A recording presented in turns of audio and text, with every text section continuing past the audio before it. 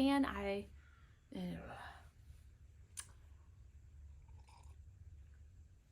coffee is needed. Okay.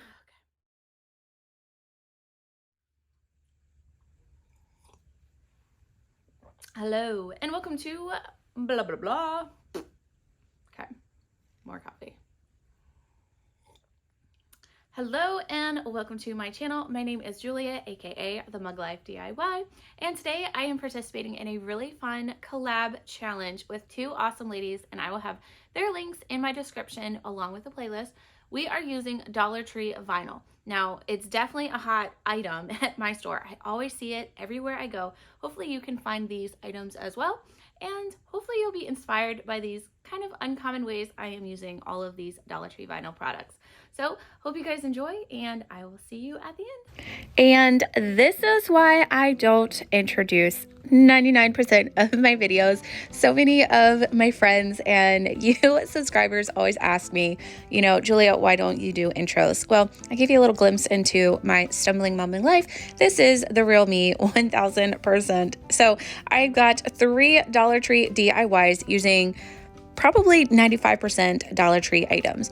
Now, I could not tell you how long ago I got these little wooden plaques, but I really loved them. So I took 3 of them and painted them with just some plain acrylic black paint and foam brushes, of course, from the Dollar Tree. And I really liked them because they kind of looked like melting snow or icicles, you know.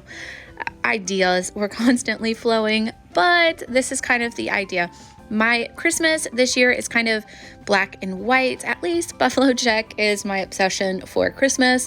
So that is kind of the theme that I am continuing with these 3 DIYs.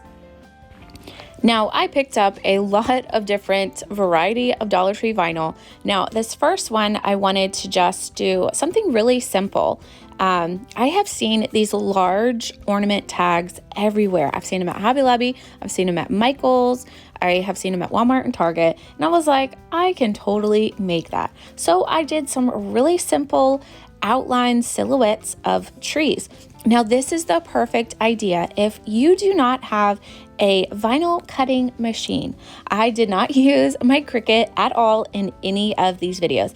I do plan on doing a Cricut review again on the newer vinyl because I definitely can tell they have changed this Dollar Tree vinyl. The backing was so much easier to come off.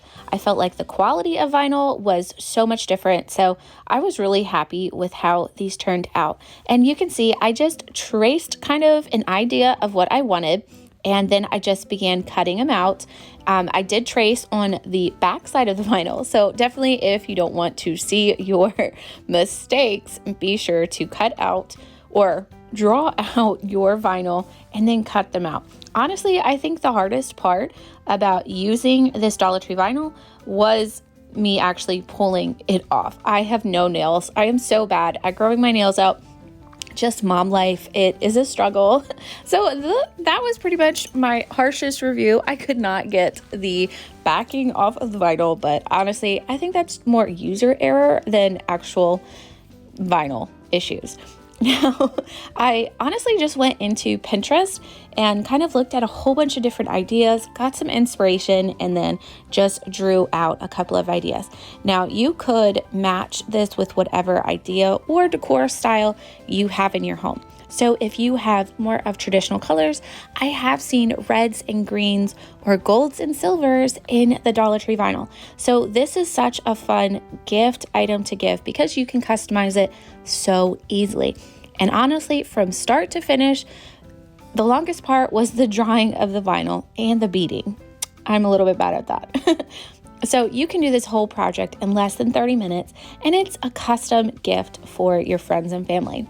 Now, I was so excited when I saw these already painted Dollar Tree beads. I was ecstatic. So I grabbed 2 packs, one in the white and one in the black. And I'm gonna do 3 beads per little black tag, if that makes sense. Hopefully it does. You can follow along. Now, I didn't show this part, but I just took my little wooden plaques out to my garage and used my drill, and I just drilled some holes.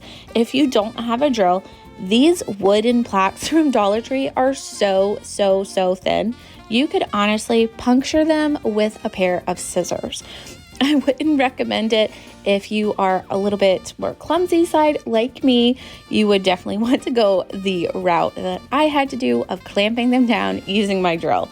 That was a little bit less dangerous for me, but it is so thin. It would be really easy to make little holes in your tacks.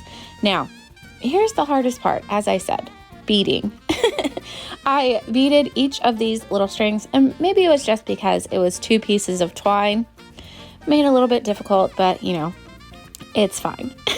Now, the second project, I found this buffalo check, and it is so adorable. I was so excited. And even on the front of the little Dollar Tree box, it had a little wooden round sign. And I was like, I have several of these wooden round signs that my friend Lisa gave me, and I was like, perfect. I can totally whip this out and it will be an amazing little decor piece in my home. Now, I would recommend, don't do as I did. I would trace the semicircle and kind of outline it that way instead of cutting it after I already stuck the vinyl on. Yeah, the cutting part was a little bit difficult. So I thought it would be easier to cut it once I stuck the vinyl on, but I was definitely struggling. And I wasn't sure if using my normal sanding block would have worked with this vinyl. So this is kind of the route that I went. I would definitely say it was a little bit of a struggle to cut it evenly and make it look beautiful, but definitely eventually I pulled it off. Now I'm gonna go with the black thing of beads. Now I didn't use all of the black beads. I used probably 3/4 of the bag, and so I had a couple of extras that I could use for another project. Now, this was amazing. This little Dollar Tree, or actually, I think this wood round is from Target. It had these already, oh gosh, what was I saying? No, it's not the Target piece that had, I think it's a Dollar Tree piece, and I saved it. I did have to use some tape because this specific twine was fraying so bad. And I just beaded up along the top and then just rethread it and knotted it. I saved the Dollar Tree sign because it had a little plastic tip on top of the twine, and I just thought that was amazing. I wish all of these like little signs and the twine signs had it, but I've never noticed it before. So I'm taking some Dollar Tree Cork Ribbon, which I love. This is actually my last little bit of it, so I'm definitely going to have to get some more. And I just kind of wanted to clean up that transition, so I just hot glued it right on the top in just a few little spots, and then I angled my scissors and cut off the edges.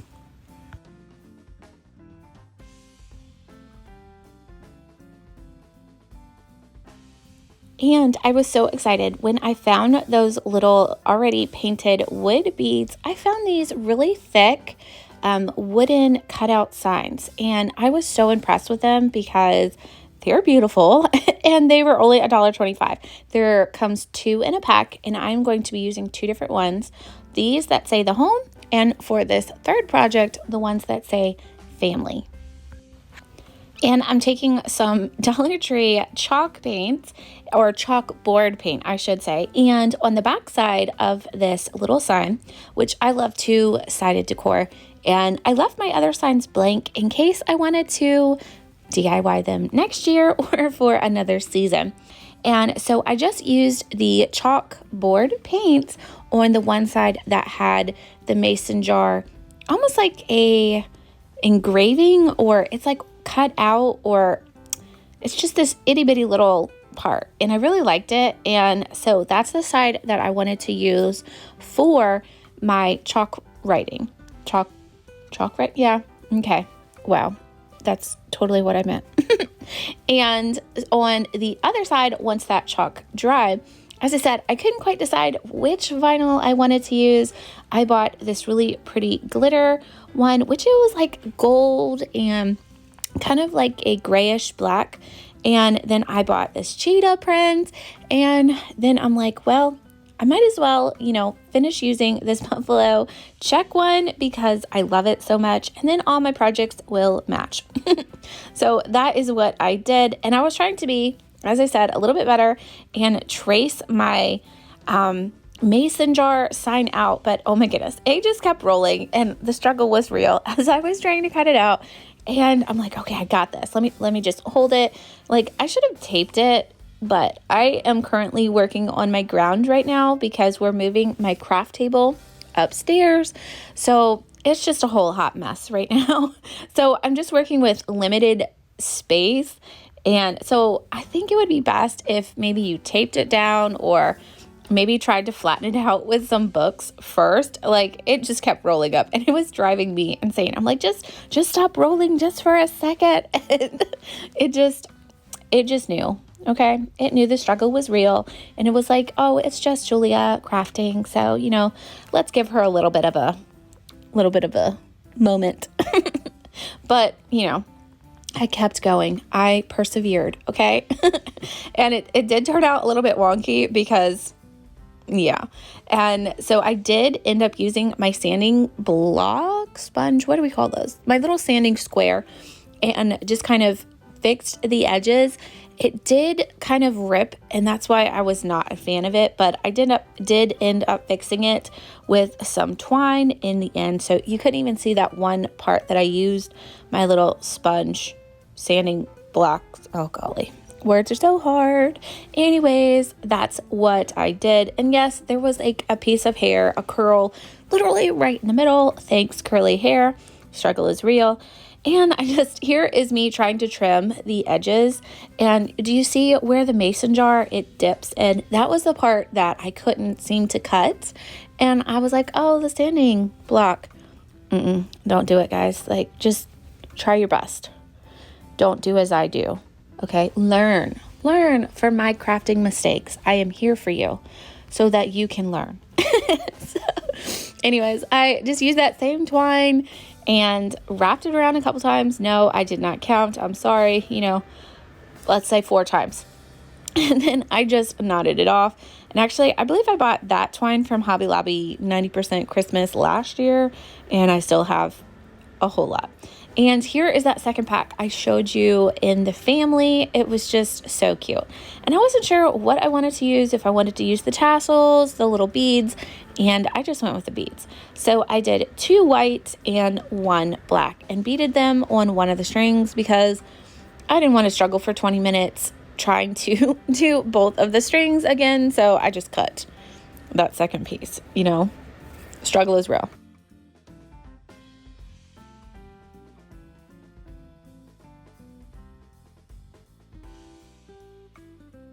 All right, and once I finished that little beaded hanging twine, well, golly, what do we call it? Anyways, I grabbed some greenery and I just kind of cut off a few sprigs and hot glued them. Now, I did hot glue them on both sides because, as I said, this is going to be a 2-sided piece. So I did do 2 pieces. I wanted it a little bit fuller on my buffalo check side, so I did 2 on that side. And once I flipped it over, I really only felt like the chalkboard only needed 1 piece. So I just hot glued them down, made sure that they wouldn't move about, and finally glued down that family side and just did a pretty generous amount of hot glue to it. And one thing I must say, hey, my family is super straight because of that pattern. That is amazing because 99% of the time, mine are always crooked.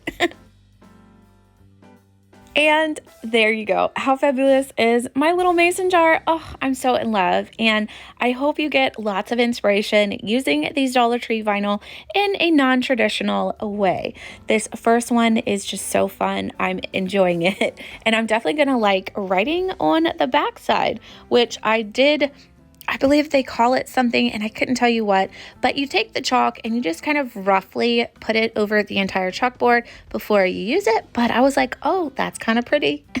And I'm not entirely sure where I want to put my beautiful little round sign, but it's super adorable, even just on the back of where my kids' coats and hats go. But it's a super fun and very simple, minimalistic Christmas piece.